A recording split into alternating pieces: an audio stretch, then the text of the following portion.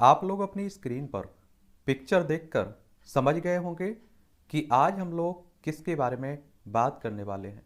आज हम लोग बात करेंगे देश के वर्तमान प्रधानमंत्री नरेंद्र मोदी साहब के बारे में और इनका पारिवारिक बैकग्राउंड किस तरह से रहा है।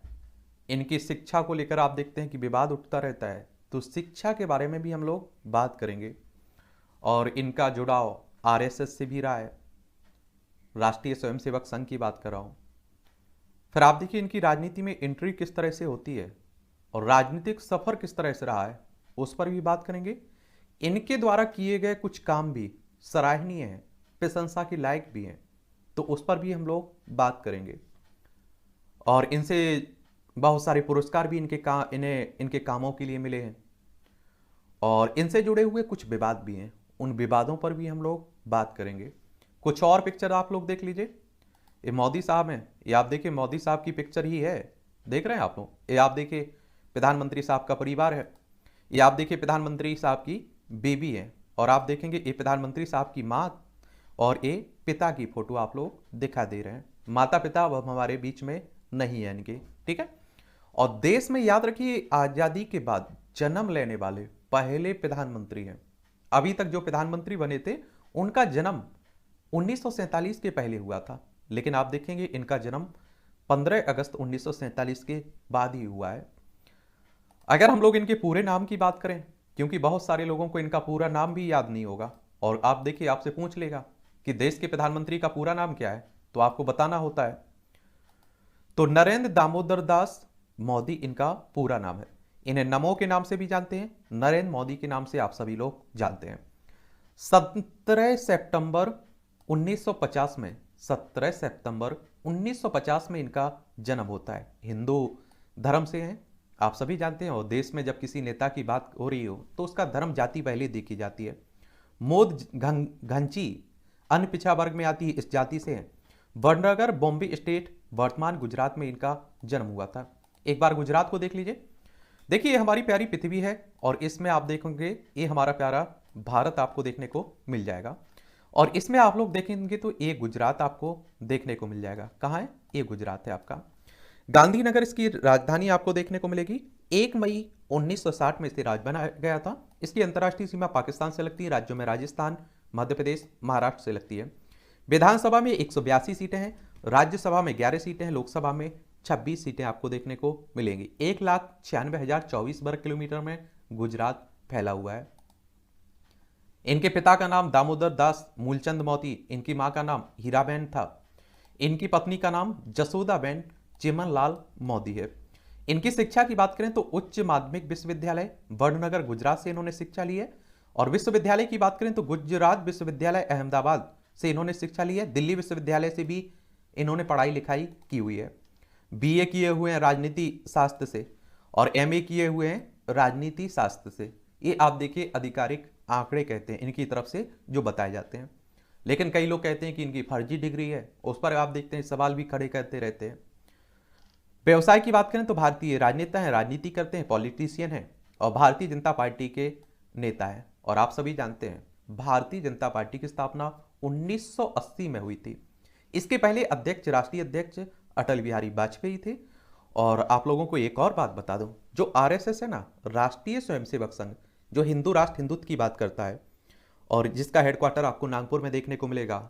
केबी हेडगेवार, केशव बलराम हेडगेवार इसके फाउंडर थे और 27 सितंबर 1925 में इसकी स्थापना हुई थी। इससे भी मोदी साहब जुड़े रहे हैं। और बीजेपी में जो सर्वोच्च पद पर जो नेता बैठे हुए हैं वो अधिकतर आरएसएस से जुड़े हुए हैं। और आप सभी जानते हैं कि आरएसएस से निकल के आए हुए हैं और आरएसएस बीजेपी को चुनाव जिताने में भी मदद करता है और पित्त संगठन भी कहा जाता है आरएसएस को बीजेपी का। अगर हम लोग इनकी राजनीतिक यात्रा की बात करें तो 1988 में भारतीय जनता पार्टी की गुजरात यूनिट के संगठन सचिव बनते हैं मोदी साहब। 1995 में नवंबर में भारतीय जनता पार्टी के राष्ट्रीय सचिव बनते हैं। 1998 में मई में भारतीय जनता पार्टी के महासचिव बनते हैं। 2001 में 3 अक्टूबर को पहली बार गुजरात के मुख्यमंत्री बनते हैं और ये पद उनके पास 2014 तक, जब तक वो प्रधानमंत्री नहीं बनते तब तक रहता है। और आप सभी जानते हैं गुजरात मतलब मुख्यमंत्री बनना होता है तो आपको विधानसभा में बहुमत मिलना चाहिए और विधानसभा का चुनाव भी आपको लड़ना होता है। आपको सदस्य होना जरूरी होता है ना। आप जिस समय बन रहे हैं प्रधान मुख्यमंत्री, उस समय हो या ना हो चल जाएगा, लेकिन 6 महीने के अंदर बनना होता है। और विधानसभा का सदस्य बनने के लिए आपकी उम्र कम से कम 25 साल होनी चाहिए। और विधायक का चुनाव भी आप सभी जानते हैं कि डायरेक्ट जनता मतदाताओं के द्वारा होता है। जिनकी उम्र 18 साल हो चुकी होगी वो लोग मतदाता सूची में नाम जुड़ चुका होगा। फिर आप देखेंगे 2013 में 31 मार्च को भारतीय जनता पार्टी के संसदीय बोर्ड में उनका चयन होता है और 26 मई को भारतीय गणतंत्र के 14वें प्रधानमंत्री बनते हैं। 2014 में भारी बहुमत मिला था और इन्हीं के नाम पर बहुत सारे नेता भी चुनाव जीत गए थे बीजेपी के। 2019 में लोकसभा चुनाव में मोदी जी का परचम फिर छाया रहा और मोदी क्रांति ने दूसरे दलों को बहुत पीछे छोड़ दिया और नरेंद्र मोदी जी को पूर्ण बहुमत के साथ 303 सीटें प्राप्त कर अभूतपूर्व जीत दर्ज हुई। और भारत में ऐसा इतिहास में पहली बार हुआ है कि किसी नेता ने लगातार दूसरी बार पूर्ण बहुमत के साथ इतनी बड़ी जीत हासिल की हो। और बड़े बड़े धुरंधर विपक्ष के नेता चुनाव हार गए, आप सभी जानते हैं। इस हवा में इनके द्वारा कुछ योजनाएं भी लाई गई हैं, जैसे स्वच्छ भारत अभियान। यह अभियान भारत का बड़े स्तर पर शुरू किया गया अभियान है, जिसके अंतर्गत देश में स्वच्छता, ग्रामीण क्षेत्रों में लाखों शौचालय का निर्माण किया गया।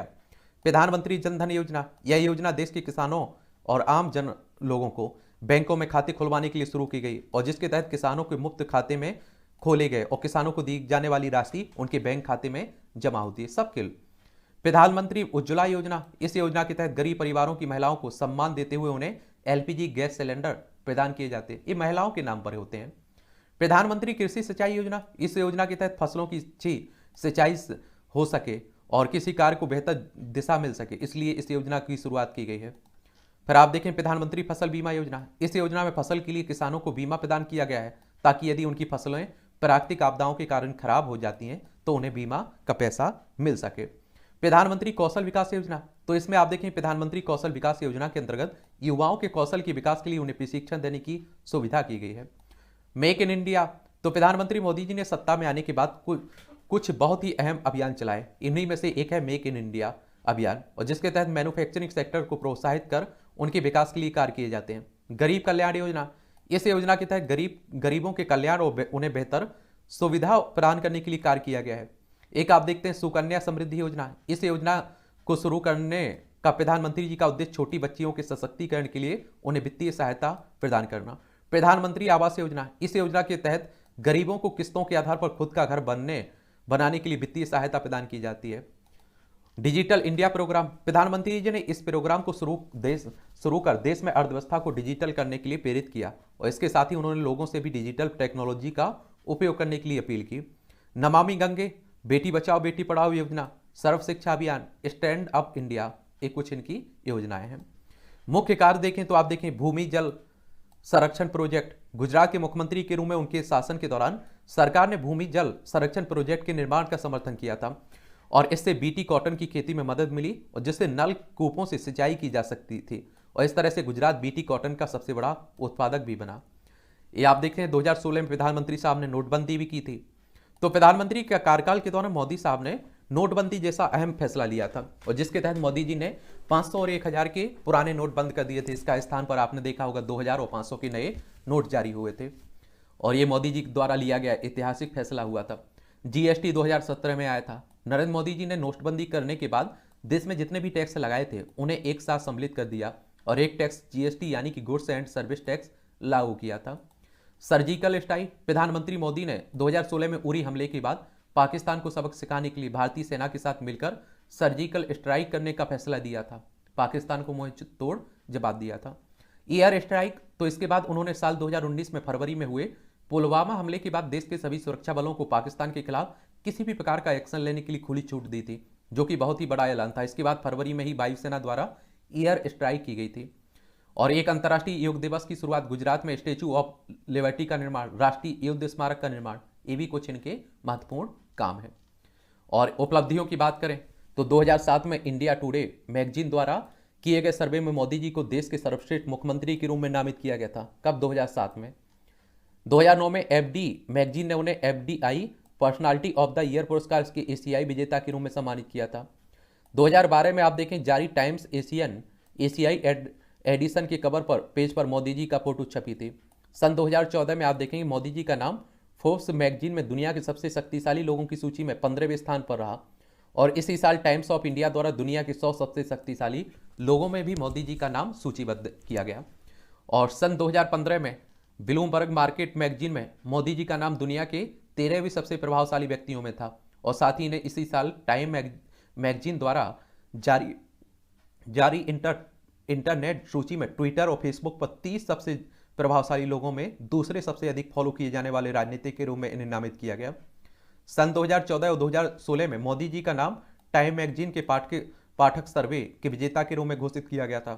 साल 2016 में ही अप्रैल माह में की 3 तारीख को मोदी जी को सऊदी अरबिया का सर्वोच्च नागरिक पुरस्कार अब्दुल-अजीज अल सऊद के आदेश पर दिया गया था। और 4 जून को अफगानिस्तान के सर्वोच्च नागरिक पुरस्कार गाजी अमीर अमानुल्लाह खान के राज्यादेश पर दिया गया था।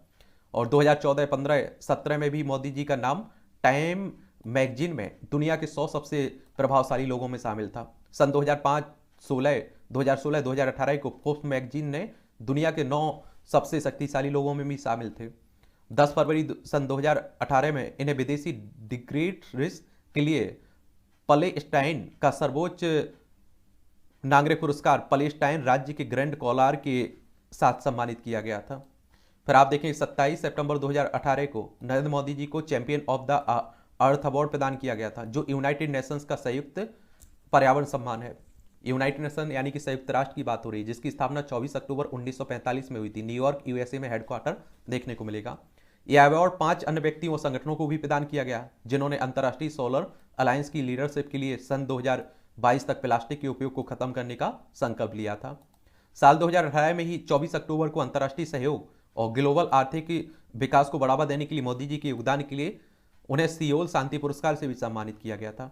और इस साल 22 फरवरी सन 2019 को मोदी जी ने प्रतिष्ठित सियोल शांति पुरस्कार 2018 प्राप्त किया था। और साथ ही मोदी जी का नाम दुनिया की सबसे बड़ी स्वास्थ्य सेवा योजना शुरू करने के लिए इस साल के नोबेल शांति पुरस्कार के लिए भी नामित किया गया है। अब आप देखिए, जब आप इतने ऊंचाइयों पर होते हैं तो स्वाभाविक सी बात रहती है कि आपके कुछ चाहने वाले होते हैं, ना चाहने वाले होते हैं, तो इनसे जुड़े हुए विवाद हैं। स्वाभाविक सी बात है कि विवाद जुड़ना। तो नरेंद्र मोदी जी का सबसे बड़ा विवाद गोधरा कांड से जुड़ा है, और जिसके तहत उन पर दंगों का षड्यंत्र रचने के आरोप लगते रहे। हालांकि 2014 में नानावती रिपोर्ट में मोदी को दोष मुक्त घोषित कर दिया था। जो गुजरात दंगे हुए थे ना 2002 के, उसी की बात हो रही। तेस्ता सीतलवाड़ अपने पति के कत्ल का जिम्मेदार भी नरेंद्र मोदी को ठहराती हैं। ये सामाजिक कार्यकर्ता है। इस तरह जहां फर्जी इनकाउंटर के पीछे नरेंद्र मोदी का हाथ होने का संभावना जताई जा रही है। और नरेंद्र मोदी की वैवाहिक स्थिति भी विवादों में रही। कहते हैं कि पहले इन्होंने नहीं बताया था कि इनकी शादी हुई है। नरेंद्र मोदी का नाम गुजरात दंगों से जुड़े होने के कारण 2005 में अमेरिका ने उन पर वीजा प्रतिबंध भी लगा दिया था। हालांकि 2014 में अमेरिका ने प्रतिबंध हटा दिया था। स्पूट गेट कांड के तहत मोदी को आलोचनाओं का सामना भी करना पड़ा था। उन पर आरोप था कि उन्होंने एक लड़की वास्तुशास्त्र आर्किटेक्चर की विद्यार्थी का फोन टैप करवाया था। 2015 में 10 लाख का सूट जिन पर उनका नाम अंकित था पहनने के लिए उनकी आलोचना की गई थी। तो इस तरह से आप देखेंगे इनकी आलोचना भी होती रहती है। और ये कहानी है देश के प्रधानमंत्री की। और बताइए, किसी के बारे में बात करनी हो तो उसके बारे में भी हम लोग बात कर लेंगे। आप लोग पढ़ते रहिए, एंजॉय करते रहिए।